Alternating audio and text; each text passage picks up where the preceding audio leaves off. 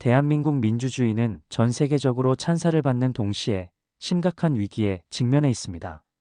최근 선거 결과를 통해 드러난 세 가지 빨간불은 우리가 직시해야 할 한국 사회의 근본적인 문제점을 보여줍니다.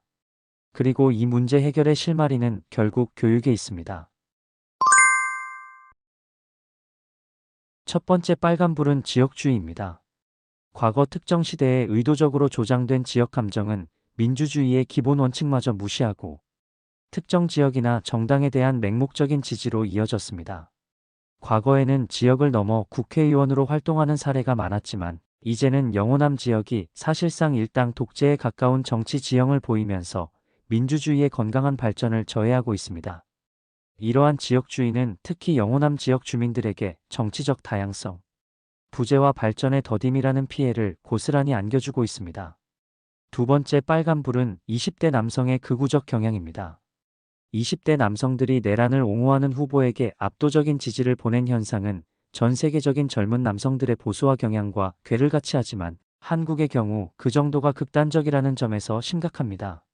이는 한국 사회가 젊은 세대에게 안겨주는 극심한 불평등과 좌절감에서 비롯됩니다. 한국 사회는 헬조선, 이생망과 같은 신조어가 나올 정도로 경쟁과 차별이 심화되어 있습니다. 젊은 세대 전체가 고통과 울분을 느끼고 있지만 남성들은 이를 기득권에 대한 저항 대신 자신보다 약한 존재를 혐오하는 방식으로 표출하고 있다는 점에서 파시즘적 경향을 보입니다.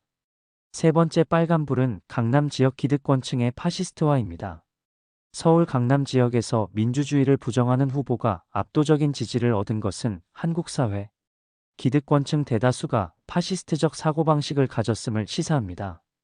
이들은 과거 군사 쿠데타 세력에 동조하거나 자신의 이익을 위해 민주주의 가치를 저버리는 모습을 보였습니다. 교양 있는 부르주아 계층이 민주주의를 지키는 최후의 보루인 서구 사회와 달리 한국에서는 엘리트 교육을 받은 기득권층이 오히려 민주주의를 위협하는 존재가 되고 있습니다.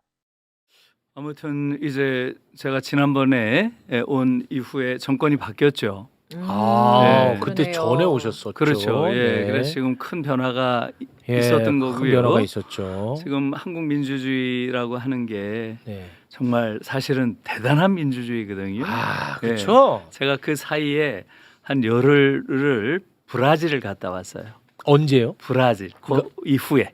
그러니까 예. 6월 3일 이후에요? 아니. 아, 그때 그 강의하고 나서 강의하고 브라질 갔다 나서 오셨어요. 브라질 갔다 왔는데요. 예. 브라질 가서 너무나 여러 학자들을 만났어요. 네. 그때 한 12개국 학자들이 모인 그런 국제적인 심포지엄이었는데 네. 그분들이 다 네. 아니 대한민국이라는 나라는 어떻게 이런 민주주의를 할 수가 있냐. 야. 그래가지고 정말 제가 어깨가 좀 으쓱했어요. 아, 네. 뭉클합니다, 진짜. 특히 제일 아주 감동을 받았다고 하는 교수가 일본 교수예요. 도쿄대 교수가 제일 부러워해요. 그래요? 아니 어떻게 한국 민주주의는 네. 이렇게 다이나믹하냐. 그렇지. 그럼 부러워할 네. 만하지, 일본은. 일본은 지금 다이나믹이 없어요. 없잖아요. 광장민주주의가 아예 없어요. 근데 이거 우린 광장민주주의가 너무 멋지잖아요. 너무 멋져요, 진짜. 거기에 네. 온 세계 사람들이 감동해요. 아. 네, 이게 지금 전 세계 뉴스로 나가니까 아, 대부분 다 광장에서 저 친위 쿠데타라고 하는 것은 저것은 제압하기 어려워요. 그렇지. 너무 강력하지. 예, 저것은 성공 확률이 90%, 95%가 넘습니다. 네. 그런데 한국에서는 어때요? 그날 바로 제 그 밤에 그 새벽에 와, 국민들이 그냥 그 여의도로 몰려가서 예? 너무 놀라운 일이죠, 사실은. 진짜 진짜 예. 와, 말씀을 드리니까 더 미치겠네요. 군인들보다 먼저 도착해서 시민들이 예. 그렇죠. 시민들이 네. 더 먼저 도착해서 장갑차를 온몸으로 온몸으로 막아내고, 맞고. 예, 그 헬리콥터 타고 중무장을 하고 온 그 군인들과 맞서고 네. 이런 것들이 전 세계를 감동시킨 거예요. 와. 아니 어떻게 한국인들을 저럴 수가 있냐. 아, 그 얘기를 너무나 많이 듣고 왔어요. 그러니까 한국 민주주의가 정말 대단한 진짜 것이고요. 위대한 겁니다. 근데 예. 우리나라 그 국민들 자꾸 대한민국 비하하는 발언을 하지 마십시오. 대한민국은 정말 우월감을 느껴야 됩니다. 그거는 사실입니다. 아니 그러니까 이제 네. 여러 얼굴이 있는 거죠. 아, 여러 얼굴. 여러 얼굴이 네. 그런 대단한 얼굴도 네. 있고요. 대단한 얼굴도 네. 있고요. 네. 또 이제 다른 면에선 이번 선거를 보면서 우리가 한국 민주주의가 얼마나 아슬아슬한지, 아슬아슬해. 예, 얼마나 위태로운지 네. 또 본 거지요. 그렇습니다. 이것은 사실은 상상을 초월한 거지요. 아, 지금 대통령 후보로 나오는 자가 최소한 내란에 대해서는 반대하고 거기에 대해서 비판하는 자가 나오리라고 대부분 생각했죠. 그렇죠, 그렇죠. 대부분 다 너무나 상식적인 이야기죠. 예. 그런데 그런데 내란 반성을 안 했다고 해갖고 자기가 후보가 됐다고 자랑을 하고 있어요. 그렇죠. 맞아. 예, 내란을 옹호하고 지지하는 아, 그런 자가 가장 강력한 지금 야당인 그러한 곳에 후보가 됐다는 것은 한국 민주주의가 이것은 하시라도 아슬아슬. 또 다시 맞아. 쿠데타 세력에 의해서 뒤집힐 수 있다. 맞습니다. 이걸 네. 보여주는 거예요. 아, 그걸 보여줬죠. 너무너무 끔찍한 거예요. 아, 맞습니다. 그런 후보가 나왔다는 것 자체가 너무 놀라운 거고요. 우선 두 번째 뭐겠어요? 지지한 사람들이요? 그렇죠. 그 후보를 지지하는 사람들이 무려 몇 프로인가요? 41%였나요? 그러니까 말이에요. 너무 좀 예? 많죠. 거의 절반에 가까운 좀 많죠. 사람들이 네. 지금 그런 후보를 지지했다는 건 너무 놀라운 것이고요. 아유, 그것을 조금 분석할 필요가 있어요. 맞아요. 예. 우리가 그래서 지금 이 부분을 너무 간과하고 넘어가고 있어요. 간과하면 안 돼요. 안 돼요. 예, 또 반복이 돼요. 간과하면. 예. 그래서 가장 놀라운 것은 저는 세 개의 빨간불이 켜졌다. 아, 네. 제가 네. 그렇게 좀 어떤 비유를 거죠? 하는데요. 네, 세 개. 첫 번째 빨간불은 뭐겠어요? 지역주의죠. 지역주의 예. 참 어렵다. 경상도 쪽에서는 거의 대부분의 지역에서 김문수도 그 파시스트죠. 저는 파시스트라고 아, 부르는데요. 파시스트. 예, 지금 그런 파시즘을 옹호하는 내란 세력을 옹호하는 지지하는 이러한 후보를 제 첫 번째, 예? 제 말하자면 제일 많은 득표를 하는 그러한 후보가 됐어요. 맞아요. 이건 너무너무 놀라운 일이죠. 놀랍죠. 예, 네. 그러니까 지역주의라는 게 민주주의와 파시즘을 가르는 이런 원칙적인 문제에서도 작동하고 있다. 저는 이게 도저히 이해가 안 가요. 맞습니다. 최소한 지역주의라는 게 한국 사회를 굉장히 문제 있는 사회로 만든다고 하더라도 저는 그래도 민주주의에 대해서는 기본적인 합의가 있다. 아, 이렇게 믿어왔어요. 아, 그런데 없는 거예요, 보니까. 없는 거야. 그러니까 지역주의가 민주주의보다 더 강력한 거예요. 그런 것 같아요. 예, 그걸 보여줬다는 건 너무나 충격적인 네. 거고요. 두 번 이 첫 번째 지역주의는 지역주의. 예, 지역주의 이야기를 조금 해야 될 것 같아요. 네. 이 지역주의는 어떻게 생겼을까요? 이걸 대부분의 사람들이 잘 몰라요. 지역주의는 오래된 게 아니에요. 그렇습니다. 예, 오래된 게 아니고요. 박정희가 만들었죠. 예, 맞습니다. 박정희 박정희 때 만들어진 거예요. 그래서 사실은 한국 사회의 거의 모든 폐해는 박정희에게서 시작됩니다. 아, 이게 너무나 놀라운 일이에요. 그걸 좀 국민들이 이제 인식할 필요가 있어요. 네. 저는 동대구역 앞에 갈 때마다 정말로 이렇게 역사의식이 없는 민족이 있는가 아, 그런 생각을 해요. 동상. 예, 동대구역 앞에 박정희 동상을 세워놨어요. 나는 아, 야 어떻게 저런 것들이 가능한가. 예를 들면 베를린에 히틀러 동상을 세운다는 걸 상상할 수 있겠어요? 아유, 네? 큰일 나죠. 도저히 있을 수 없는 이야기죠. 네. 지금 박정희에 대해서 지금도 대부분이 잘 몰라요. 박정희의 문제를 여러 개 있지만 그중에 중요한 문제만 한두 개 골라서 이야기를 하자면 네. 제일 중요한 문제가 뭐겠어요? 결국은 친일의 역사. 아. 이게 박정희에게서 시작하는 거죠. 예, 우리가 다 알다시피 일본 육사 만주 분교 거기서 말하자면 일본군 장교로 양성돼서 만주에서 네. 독립운동 하던 사람들을 때려잡던 음. 이러한 자가 어떻게 해방된 나라에서 대통령이 되나요? 그것도 모자라서 그 딸이 또 대통령이 돼요. 아, 네. 이것은 너무너무 부끄러운 역사고요. 바로 그런 역사 때문에 우리 한국인들은 역사 공부를 못해요. 안 가르치니까. 아, 너무나 부끄러운 역사니까 그걸 가르치질 못해요. 그럴 수 그러니까 역사를 왜곡하거나 축소합니다. 그래서 한국인들이 말하자면 역사에 대한 기본적인 의식이 너무 부족한 것이고요. 그게 부족하니까 박근혜 같은 자가 또 대통령이 될 되는 수가 거예요. 있어. 이런 문제가 아주 근원적인 문제고요. 아휴. 두 번째 아주 큰 문제는 바로 군사 쿠데타의 효시라는 거죠.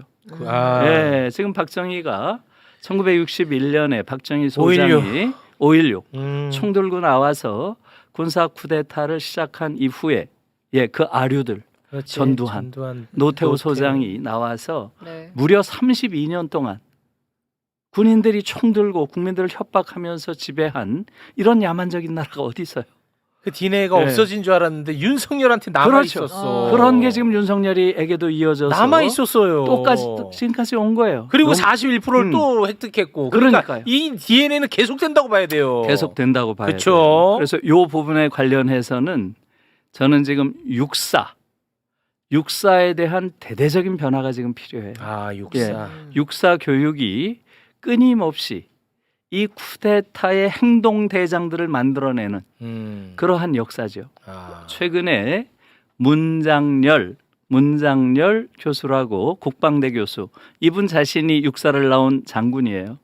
이분이 이제 국방대 교수를 오래 하셨는데 이분이 최근에 쓴 글을 보니까 네. 육사를 개혁하지 않으면 이러한 쿠데타는 계속될 수 있다. 이런 걸 쓰셨어요. 그렇게 경고했어요. 경고했어요. 그러니까 내란 이후에 경고한 거예요. 그렇죠. 내란 이후에. 네, 그래서 이분 말씀이 정말 들을 말이 많아요. 그래요. 육사에서는 민주주의자가 나올 수 없다는 거예요. 예. 교육이 어떻길래 그런 육사 교육이 너무 잘못됐다는 거죠. 제일 잘못된 게 네. 민주주의 의식을 가르치는 교육이 없대요. 확실히 교수님이랑 네. 우리 사회 문제점들을 예. 이야기하다 보면 결국은 교육으로 이게 또 모아지더라고요. 그렇죠. 교육 문제도 교육 문제가 중요한 것이고요. 육삼. 예. 그래서 육사 교육에서 또 하나 제가 그분 그래서 너무 놀란 것은 성찰하고 사유하는 문화가 없대요. 육사 안에. 육사 안에. 성찰하고 사유하는 문화가 아예 없다. 그게 가장 위험하다. 왜 없느냐? 명령 체계에서는 예. 성찰하면 이거 위험해지거든요. 그런 것도 있지만 네. 이건 지휘관들이잖아요. 육사를 나온 사람들은. 육사를 나온 사람들은 당연히 스스로 성찰하고 사유하는 능력이 있어야 지시를 하고 지휘할 거 아니에요. 네. 왜 없겠어요? 육사를 창군한 자들이 독립운동한 그러한 장군들이 아니고 전부 친일파들 중심으로 돼 있기 때문에 거기서도 성찰하는 것을 오히려 장려하는 게 아니라 저지한다는 거예요. 그래서 육사를 나온 자들이 성찰하는 자들이 없다는 거예요. 우리의 뿌리가 부끄러워질 수 있으니까. 너무나 부끄러운 거죠. 네, 그런 것 때문에 지금 그분은 육사교육의 대개혁을 주장하고 계신데 아주 중요한 것이고요. 그래서 지금 이제 두 가지 말씀을 드렸죠. 네. 두 가지가 첫 번째는 친일의 역사, 두 번째는 군사 쿠데타의 쿠데타의 역사. 이게 다 그 근원에 박정희가 들어가 보면 있다. 박정희가 있다는 거고 지금 말씀드린 게 이제 세 번째. 어찌 보면 이게 더 치명적인 거예요. 지역 감정을 만들어낸 거예요. 지역 감정을 만들었어요. 예, 박정희가. 지역 감정. 예, 이거 사실이야. 그래서 그걸 이제 조금 설명을 드려야 되는데 이건 조금 알 필요가 있어요. 역사적으로. 네. 원래 박정희는 호남 대통령이었어요. 박정희가 호남 대통령이었다고요? 그렇죠. 그 그러니까 무슨 말씀이죠? 지금 사람들이 이해하지를 못하죠. 이해 못하죠. 이해 전혀 못하죠. 네. 어떻게 박정희가 호남 대통령이야? 박정희가 대통령이 된 것은 호남표로 돼서요. 그래요? 네. 왜 그렇게 됐을까요?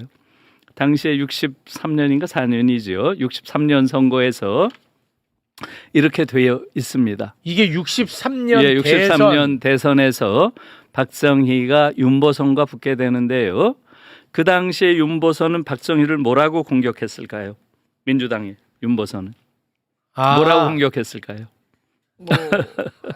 예, 공산주의자라고 공격했어요. 그렇지. 빨갱이라고 박정희를 공격했어요. 그렇지. 지금으로선 상상할 수 없는 거죠. 박정희가 당시에 군내에 남로당 조직을 했거든요. 그렇기 때문에 빨갱이라고 공격을 했고요. 박정희는 빨갱이, 나는 민주주의자. 이런 식으로 프레임을 짰어요. 윤보선이 당시에. 그런데 거기에 대해서 박정희는 어떻게 했을까요? 윤보선은 지주의 아들, 나는 농민의 아들. 이렇게 짠 거예요. 지주와 농민의 아들의 대결로 재밌네. 짠 거예요. 지금 보면 너무 예, 재밌네. 너무 재밌죠. 네. 지금으로서는 상상할 수 없죠. 그렇기 때문에 농민이 가장 많은 지역이 어딘가요? 농민이 가장 많은 지역이 어디예요? 그 호남인가? 당연히 호남이지. 호남. 거기다 평야가 있잖아요. 곡창지대입니다. 곡창지대죠. 네. 그러니까 호남 사람들이 다 박정희를 찍은 거예요. 그래서 그 당시에 다른 거의 대부분의 지역에서 다 졌는데요. 호남에서 압승을 해요. 와. 호남에서 무려 35만 표를 더 얻어서 15만 표로 나중에 이깁니다. 와. 그래서 사실상 박정희는 완전히 호남 네. 대통령이죠. 지금으로선 상상도 할 수 없는 거죠. 와. 예. 재밌다. 그런데 네, 근데요. 1971년에 선거에서 민주당에서 당시엔 신민당이죠. 민주당 계열 정당이죠. 신민당에서 누가 나오나요? DJ. 김대중이 나오는 거예요. 네네. 호남의 아들이 진짜 호남의 진짜 아들이 호남의 나오는 아들이 나와버렸어. 이거 큰일 났어. 그러니까 박정희 입장에서는 아무리 해도 이길 방법이 방법이 없는 안 거예요. 나와. 그러니까 해서는 안 될 짓을 한 거예요. 너무나 끔찍한 짓을 한 거죠. 뭐죠? 영호남을 갈라놓고 갈라치기를 한 거예요. 김대중은 호남의 아들, 나는 영남의 아들. 아들. 이런 식으로 지역을 가지고 갈라치기를 했어요. 와. 정말- 영남이 표가 많으니까 그렇죠. 그렇죠. 그렇게 해서 아니, 이기게 됩니다. 그럼 영남의 아들이라고 한 그거 가지고 그렇게 표를 몰아준 그렇죠. 거고요? 그 영호남의 대결로 완전히 판을 새로 짠 프레임을 거죠. 짠 거지. 프레임을 영호남의 대결로. 와. 그래서 그 이전까지는 사실은 전혀 한국 사회에 그런 지역 감정이 없었어요. 쉽게 말하면 광주 사람들이 부산에서 국회의원 한 사람 엄청 많았고요. 와. 부산 사람이 전주에서 국회의원 한 사람 많았고요. 예를 들면 김대중 대통령은 어디 국회의원이었을까요? 혹시 아세요? 김대중 어디 대통령. 국회의원이었냐? 예, 예. 목포 국회의원이 목포 아니에요. 목포 국회의원이 아니에요. 모르세요? 진짜? 와, 이거는 모르겠는데요. 그래요? 목포 강원도 인제 국회의원이었어요. 와, 강원도예요? 강원도 인제. 강원도 인제. 그 그래서 당시 인제가 그게- 지금도 예. 좀 민주당이 좀 많이 나옵니다. 인제가. 그런가요? 예. 예. 그래서 그 당시로서는 지역에 따라서 국회의원이 되는 게 아니었어요. 와. 예를 들면 제가 중앙대학교 선생이거든요. 제가 있는 대학을 세운 분이 임영신이란 분이에요. 네. 임영신. 예? 이분이 전북 분이에요. 전북. 전라북도 분인데 이분도 국회의원을 했어요. 어디 국회의원을 했을까요? 예. 전북 분이. 안동. 안동. 경북 안동 국회의원을 했어요. 안동. 그러니까 그 당시만 해도 70년 이전에는 지역을 안 따졌어요. 정치에 들어올 아예. 여력이 없었어. 그렇죠.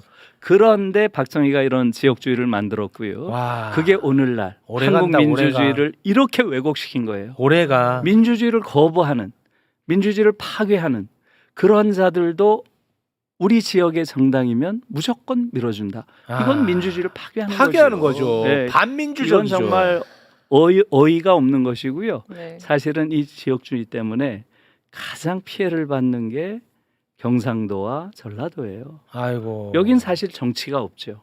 일당 독재죠. 이 지역은. 음. 그러니까 이 지역주의에 가장 큰 피해를 받는 것도 지역주의에 사로잡혀 있는 그 사람들이에요. 지역 사람들이야. 그렇죠. 거긴 정치가 없잖아요. 가장 사실상. 발전이 더디잖아. 그렇죠. 예. 그래서 그런 겁니다. 그래서 아. 사실은 한반도 전체를 놓고 보면 북쪽은 일당 독재인 거 우리가 알죠. 네. 중부 지역만 약간 정치가 있고요. 네. 아래쪽으로 내려오면 영호남이 또 일당이에요. 그래서 아주 기형적인 이러한 문제를 낳은 게 지역주의고요. 그 근원에는 박정희가 있다. 이제는 이것을 넘어서야 된다. 이제 넘어서. 근데 네. 이게 보면은 혐오 정치, 갈라치기 정치, 음, 이 프레임 정치가 너무 잘 먹히는 거야. 그렇죠. 너무 쉽고. 너무 쉬우니까. 예. 예, 맞습니다. 그래서 이제 첫 번째가 아유. 경상도 쪽에서 경상도 쪽에서 여전히 내란을 동조하는 정당이 제1당이 됐다고 하는 건 한국 민주주의에 너무나 뚜렷한 빨간불이고요. 네. 이 지역주의를 넘어서지 못하면 민주주의는 어렵다. 넘어서야 하는 거고요. 됩니다. 두 번째는 두 번째 아마 우리 사회에 들어있는 그림자. 첫 번째 그렇죠. 지역주의, 두 번째 두 번째는 아마 여러분들도 충격을 받았겠지만 20대, 30대, 특히 20대에 있어서 성별에 따른 너무나 커다란 그러한 선거 성향의 차이죠. 너무너무 놀라운 이거 거예요. 완전 정말 네. 특이한 현상입니다. 모든 연령대가 성별하고 같이 갑니다. 그렇죠. 그 맞습니다. 정치 성향이. 예, 거의 근데 비슷하게 20대만 여자 남자가 그렇죠. 너무 다르더라고요. 너무너무 다르죠. 이건 정말 너무 놀라운 현상이고요. 놀라운 현상입니다. 이건 뭐 해방 이후에 처음 있는 현상이에요. 아. 처음 있는 현상이고요. 네. 지금 대체로 알겠지만 남성들 같은 경우는 민주당이 한 27%밖에 안 되고요. 네. 나머지 거의 70% 이상이 보수 정당을 그렇습니다. 찍은 거죠. 네. 그런데 더 놀라운 것은 그 보수 정당과 또 하나는 사실은 수구 파시스트 정당이죠. 지금 국민의힘은 저는 수구 파시스트 정당이라고 봐요. 네. 저는 그 이전까지는 수구 보수라고 불렀는데 요번에 보니까 수구 보수가 아니에요. 보수가 아니야. 쟤들은 완전 파시스트 정당이죠. 파시스트. 민주주의를 부정하는 그렇죠. 그러한 정당이기 때문에 이 수구 파시스트 정당의 젊은 이대남들이 세대의 35% 정도가 야. 지지를 했다는 것은 도저히 이건 믿을 수 없는 현상이에요. 그 예. 어제 이제 MBC에서 이대남을 예. 인터뷰했던데 예. 그거 잠깐 좀 보고 와서 예, 그래요. 이야기를 그래요. 이어가겠습니다. 예. 잠깐 한번 좀 듣고 오겠습니다. 그러니까 뭔 짓을 했어도 그냥 끝은 보고 가야지. 그냥 마음에 안 든다고 개엄 하나 때렸다고 또 내려가라 이거는 좀 아닌 것 같아서요. 와, 개엄 하나 때렸다고 너 내려가라. 저는 진짜 충격 너무 많이 받았습니다. 저걸로. 예. 여기에 대해서는 이제 여러 가지 이유가 있겠지만 와. 지금 특히 우리나라에서는 계엄에 대한 정확한 감각이 없어요. 계엄이 뭔지 잘 몰라요. 계엄이 뭘까요? 한국말로는 이 계엄이 잘 안 들어와요. 아, 그죠? 말이 좀 어렵죠? 좀 어려워요. 오. 예. 계엄이란- 독일 말로는 쉬워요. 어. 독일에선 이걸 크릭스 레히트 이렇게 하는데요. 네. 크릭이 전쟁이에요. 오. 레히트가 법이고요. 전쟁법 혹은 전쟁권을 발동한 거예요. 그러니까 너무 쉬운 거죠. 국민을 상대로 총뿌리를 겨루어서 지배하겠다. 국민을 완전히 전쟁 상태로 몰아서 국민을 적으로 삼아서 지배하겠다. 이런 얘기예요. 도저히 용서할 수 없는 거죠. 용서할 수 없습니다. 예, 이거는 그런 정말 가장 나쁜 짓입니다. 가장 나쁜 짓이죠. 네. 예, 한 인간이 저지를 수 있는 어떻게 국민을 상대로 네. 총뿌리를 겨루고 실제 대한민국 형법에 가장 나쁜 놈으로 규정하고 있고요. 그렇죠. 네. 그래서 가장 엄한 법으로 규정하는 이유가 거기에 있는데요. 지금 특히 그러면 20대 남성들의 이런 경향을 어떻게 볼 것인가? 와, 이것은 두 가지 측면에서 봐야 돼요. 네네네네. 네. 첫 번째는 세계적인 추세와 일치해요. 세계적 추세라. 예, 그걸 우리가 같이 봐야 돼요. 지금 이것은 전 세계적으로 지난 한 10년 동안 여성들이 점점 진보적인 젊은 여성들 20대까지 진보적인 경향을 보이고요. 남성들은 보수화하는 경향을 보여요. 그런데 우리의 경우처럼 극단적으로 보수화하는 경우를 보이는 나라는 없어요. 가장 극단적으로 보수화되는 세계적 경향을 추세는 보이고요. 맞는데 우리가 맞아요. 가장 극단적으로 가장 가고 있어요. 극단적이에요. 제가 그 그림을 하나 보여드렸으면 그래요? 좋겠는데 그 그림, 네, 저걸 한번 보세요. 네, 네. 이게 뭔가요? 저 그림을 보면 저게 이제 젠더 이데올로기 갭이라고 되어 있는데요. 네. 네, 그걸 한번 보세요. 저게 사우스 코리아, 그 다음에 US, 미국, 그 다음에 저머니, 그 다음에 UK가 이제 영국이죠. 네. 이 네 나라를 지금 비교하고 있죠. 네. 예, 지금 보세요.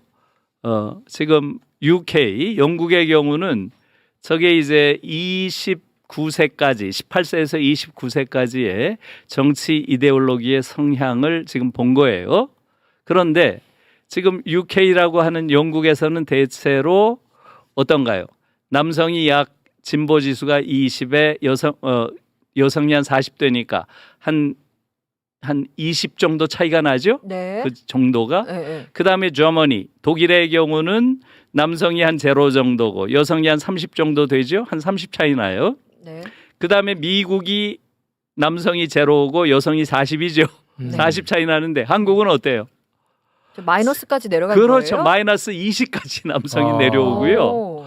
그다음에 여성이 한 30대니까 한 50 차이 나요. 아. 그래서 이렇게 급진적으로 차이가 나는 이런 왜 나라는 그렇지? 지금 없고요. 왜? 그래서 한국형을 이렇게 하품형이라고 이야기를 해요. 입이 쫙 벌어졌다. 예, 입이 쫙 벌어져서 이게 하품형이라고 이야기를 하는데요. 심각한데. 왜 그럴까? 왜 이게 그럴까? 이제 궁금한 거죠. 네. 왜 이렇게 한국은 심할까요? 매불쇼 자체 분석을 한번 한 적이 있습니다. 아, 그렇습니까? 예. MB의 국정원을 우리는 아 그래요? 지목을 했습니다. 이 문제에 대해서. 아무튼 그런 이제 음모론적인 부분도 있겠죠. 음모론적은 아니에요. 네. 네, 음모론적인 것도 저는 있을 수 있다고 봐요. 네. 그러나 그것만은 아니고요. 그게 아니었어요. 훨씬 더 구조적이고 근원적인 문제가 있는 거지요. 네. 그게 뭐겠어요? 뭔데요? 결국은 네. 한국 사회가 젊은 세대에게 너무나 큰 좌절감과 절망감을 주고 있어요. 그러니까 지금 젊은 남성들을 악마화해서는 안 돼요. 그러지 마. 그들이 잘못돼서 그런 것이다 이렇게 보면 안 되고요. 네. 한국 사회가 근본적으로 너무나 끔찍한 그런 사회죠. 우리가 거기에 대한 사회학자들의 많은 분석이 있었잖아요. 88만 원 세대다. 예? 또 헬조선이다. 네. 또 얼마 전에는 어떤 이야기들이 나오나요?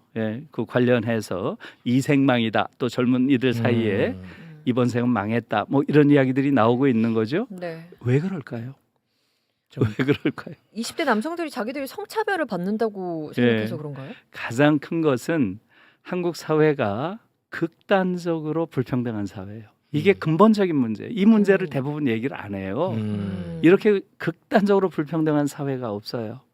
그리고 한국 사회처럼 이렇게 이른바 각자 도생, 승자 독식하는 이런 사회가 없어요. 그러니까 이것은 한국 사회의 아주 근원적인 구조적 모순이에요. 네. 그런데 이렇게 극단적으로 불평등이 심하고 차별이 심한 사회라면 당연히 어떻게 해야 돼요? 이 사회를 지배하는 자들, 그들에 대해서 문제를 제기하고 그러한 문제를 극복하려는 노력을 해야 되잖아요. 아니 근데 교수님 말 끊어서 죄송한데 예. 대한민국의 양극화가 20대 여성에게는 해당되지 않습니까? 아니 해당되죠. 근데 왜 근데 20대 여성과 남성이 그러니까 이제 왜 그 이렇게 이야기를 이제 할 거예요. 또 합니까? 그 제가 이야기, 좀 그 마음이 이야기, 급했습니다. 그 죄송합니다. 이야기를 할 거예요. 왜 남성들이 네. 이게 심한가? 남성과 여성의 대응 방식이 너무나 다르잖아요. 네. 지금 문제는 똑같습니다. 첫 번째, 사회적으로는 너무 불평등이 심한 사회고요. 네. 그 다음에 학교 다닐 때부터 한국 사회는 너무나 많은 경쟁. 그러한 경쟁 과정 속에서 너무나 많은 분노와 그러한 울분 이것을 축적시키는 사회예요. 최근에 벌써 어젠가요? 그젠가요? 지금 여고생 셋이 굉장히 불행한 일이 있었죠. 그렇습니다. 너무너무 끔찍한 이야기예요. 그게 다 연결돼 있는 거죠. 네. 그러니까 젊은 세대가 행복감을 느끼는 것이 아니고요. 엄청난 불행의식에 휩싸여 있어요. 그건 여성과 남성이 다 똑같죠. 네. 그래서 기본적으로는 우리 사회가 만들어내는 불평등, 차별, 그 다음에 울분과 분노 이것이 지금 한국 사회의 기본 문제로 있는 것이고요. 그걸 완화해 가야죠. 거기에 가장 지금 큰 고통을 느끼는 게 젊은 세대예요. 네. 그런데 젊은 세대 안에서 왜 남성과 여성이 이렇게 다른가? 똑같은 걸 느끼고 있는데 대응 방식이 너무나 다른 거죠. 네. 왜 그렇겠어요? 저는 거기에 두 가지 이유가 있다고 봐요. 여성들의 경우는 훨씬 더 지금 진보적이죠. 그 진보적인 이유가 뭐겠어요? 저는 진보가 뭘까요? 진보가 앞으로 나아가는 거겠죠. 앞으로 나가는 거죠. 네. 보다 나은 쪽으로 나가는 건데 정치학에서 진보라고 뭐 여러 학자들이 주장을 하잖아요. 근데 저는 진보를 아주 간략하게 정의를 해요. 네. 진보란 고통과 억압에 대한 민감성이다. 다시 말하면 타인의 고통과 억압에 더 민감하고 예민하게 반응하는 사람이 진보다.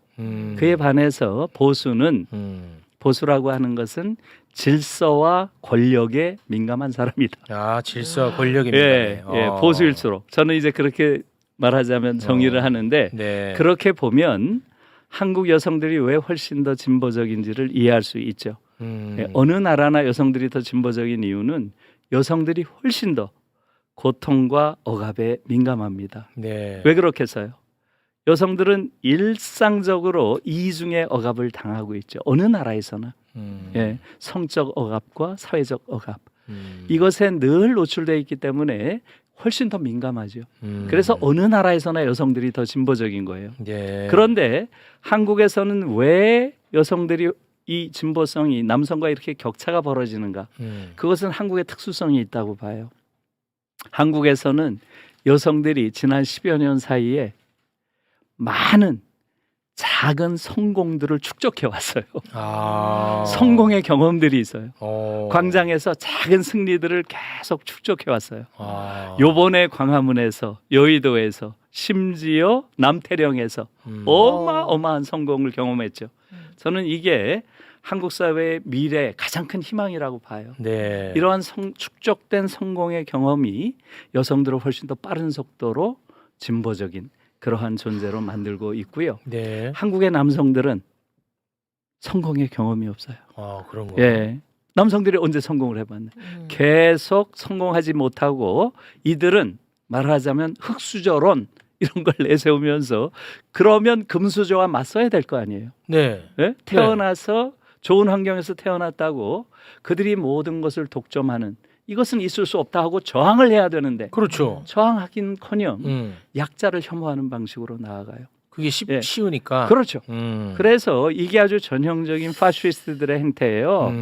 그렇기 때문에 지금 이제 제가 최근에 이 파시즘 연구의 아주 세계적인 권위자가 네. 테오도르 아도르노라고 하는 철학자예요. 독일 네. 철학자인데 이분이 쓴 책에 이런 말이 있어서 깜짝 놀라서요. 파시즘 운동은 세계 몰락의 판타지를 먹고 산다. 세계 몰락의 판타지. 이런 말을 하고 있어요. 다시 말하면 이 세계가 전부 몰락했으면 좋겠다라고 하는 상상. 이런 걸 갖는다는 거예요. 예? 그러니까 굉장히 체념적이고 절망적인 세계관을 가지고 있다는 거죠. 네. 그러면서 이렇게 얘기를 해요. 이 파시즘 운동에는 재앙과 파국을 바라는 무의식적 소망이 깔려 있다. 그건 너무 어린아이 같은 마음이죠. 예, 어린아이가 그렇죠. 너무 어린아이 같은 마음이죠. 내가 숙제 안 했을 때 아우 내일 학교가 무너졌으면 그치. 좋겠다. 이거 어린아이의 그렇죠. 마음인데. 그렇죠. 그게 성숙한 예. 그러한 마음이 되질 못하고 사실은 아하, 이거 참. 이러한 문제를 만들어내는 구조와 싸워야 되거든요. 그런데 그 싸움은 하지 않고 끊임없이 어떻게 해요? 자기보다 약자를 공격하는 방식으로 네. 지금 나오고 있는 거죠. 그래서 네. 그것을 일방적으로 저는 비판만 해서는 안 된다고 봐요. 네, 알겠습니다. 이러한 구조를 깨야죠. 네. 이러한 구조를 깨서 지금 말씀드린 대로 맞습니다. 이런 불평등, 차별의 근원을 깨는 네. 이러한 방식으로 사회적 개혁이 필요합니다. 아, 네. 맞습니다. 저도 뭐 순간순간 제 각오를 자꾸 잊고 짜증을 낼 때도 있습니다만 뭐 혹시 아실지 모르겠습니다. FM 코리아라고 있습니다. 그래요? 이대남들이 많이 모여 있는 커뮤니티. 제가 뭐 가끔 짜증을 낼 때도 있습니다만 항상 함께 가자라고 예. 손을 내밀고 그렇죠. 있습니다. 네. 그렇죠. 예. 햄코 나는 너네를 버리지 않는다. 와, 함께 가자. 이런 예. 말 할수록 거기 들어가잖아요. 그럼 예. 최용 네가 뭔데? 최용 너 욕이 막 예. 이만큼 하지만 올라오더라고요. 나는 너네를 욕하지 않는다. 그래. 함께 가자. 함께 가자. 네, 그래서 이게 이제 두 번째 빨간불이고요. 마지막 네. 세 번째 빨간불 어, 말씀드리면 네네. 지역주의와 될것 같아. 이대남의 극우와 세 번째 그렇죠. 빨간불. 네, 세 번째 빨간불은 바로 강남 지역이죠. 강남 지역이요? 강남 지역, 서울의 강남 지역에서는 지금 파시스트 정당의 그러한 후보가 전부 승리했죠. 네. 그렇죠, 승리. 집값 전부 때문인가요? 승리했습니다. 이건 집값 때문만은 아니죠. 어. 저는 강남에서 이런 민주주의를 부정하는 자를 그렇게 엄청난 지지를 했다는 게 도저히 믿어지지가 않아요. 심지어 56, 57% 이렇게까지 압도적 지지를 보내고 있는데요. 좌절입니다. 저는 네. 이것이 한국 사회에 보내는 사인은 분명하다. 한국 사회의 기득권들 대다수가 파시스트다. 이걸 보여주는 거죠. 그리고 좌절이에요. 그러한 기득권들을 만들어내는 곳은 어디겠어요? 바로 교실이죠. 학교야. 학교에서 결국 학교. 그러한 자들을 모범생 엘리트라고 길러냈고요. 그것에 완전히 실패했다는 걸 보여주는 거죠. 네. 그래서 근본적으로 제가 한마디를 더 드리자면 이런 거예요. 어느 나라나 민주주의를 지켜내는 가장 중요한 최후의 파수꾼은 지금 유럽의 대부분의 나라가 그렇습니다. 독일 말로 하면 빌둥스비르거란 표현을 많이 써요. 빌둥스비르거. 빌둥이라는 게 교양이고요. 비르거가 시민, 즉 부르주아예요. 비르거라는 게 불어로 하면 부르주아입니다. 네. 교양 부르주아들이 민주주의를 지키는 최후의 보루예요. 어느 나라나. 아. 그런데 지금 한국은 소위 지금 강남 지역에 살고 있는 자들이 대체로 네. 한국 사회로 보면 교양 부르주아들인데요. 그런 부르주아들이 교양 부르주아들이 대부분 다 파시스트라는 거예요. 아, 그렇게 저는 길러졌어. 예, 저는 그게 너무나 끔찍한 일이라고 생각하고요. 그래서 크게 보면 지금 한국 사회는 전 세계가 경탄하는 위대한 민주주의를 이루고 있는 나라예요. 네. 그런데 그럼에도 불구하고 지금 이번 선거가 보여준 것은 한국의 민주주의는 하시라도 아, 예, 위태롭다. 군사 파시스트들의 또 다른 쿠데타의 먹잇감이 될 수가 있다. 위태로워. 이 세 가지를 극복하지 않으면 네. 한국 사회는 위험하다. 첫째, 지역주의. 지역주의. 둘째, 젊은 극우화 극우화. 경향. 셋째, 소위 교양 부르주아들의 보수화. 이 세 가지가 저는 핵심적인 문제다. 이렇게 보고 있습니다. 네, 결국은 또 네. 우리가 파고 들어가다 보면 결국은 교실에 주목을 해야 된다. 이렇게 귀결지어집니다. 맞습니다. 네. 예. 이러한 세 가지 빨간불의 근저에는 결국 교육의 부재 또는 왜곡이 있다고 볼 수 있습니다. 과거 특정 시대부터 시작된 지역 감정의 조장, 특정 군사 교육기관의 민주주의의 의식 부재 교육, 그리고 특정 지역을 중심으로 한 엘리트 교육이 기득권층의 파시스트화를 부추겼다는 것입니다. 특히 특정 군사 교육기관의 경우 독립운동을 하지 않은 친일파들이 창설에 주도적인 역할을 하면서 민주주의 의식 교육은 물론 성찰하고 사유하는 문화 자체가 부재하다는 점은 충격적입니다. 이러한 교육은 국가와 국민을 보호하는 군대가 아닌 끊임없이 쿠데타를 일으킬 수 있는 행동대장을 길러내는 토대가 될 수 있습니다. 또한 젊은 세대의 좌절감과 약자 혐오를 해결하기 위해서는 근본적인 사회개혁과 더불어 경쟁과 차별, 대신 연대와 공감을 가르치는 교육이 절실합니다. 고통과 억압에 민감하게 반응하는 진보의 가치를 배우고 타인의 아픔을 이해하고 함께 극복하려는 노력이 교육을 통해 이루어져야 합니다. 대한민국 민주주의가 마주한 현실을 냉철하게 직시해야 합니다. 광장에서 위대한 민주주의를 이룬 역사적 경험은 분명 우리의 자랑이지만 동시에 언제든 위협받을 수 있는 민주주의의 취약성 또한 인지해야 합니다. 이러한 위기를 극복하기 위해서는 단순히 정치적 구호나 제도 개혁을 넘어 우리 사회의 근본적인 문제인 교육에 대한 대대적인 변화와 투자가 필요합니다. 진정한 민주시민을 양성하는 교육이야말로 대한민국 민주주의의 지속 가능한 발전을 위한 최후의 보루이자 희망이기 때문입니다.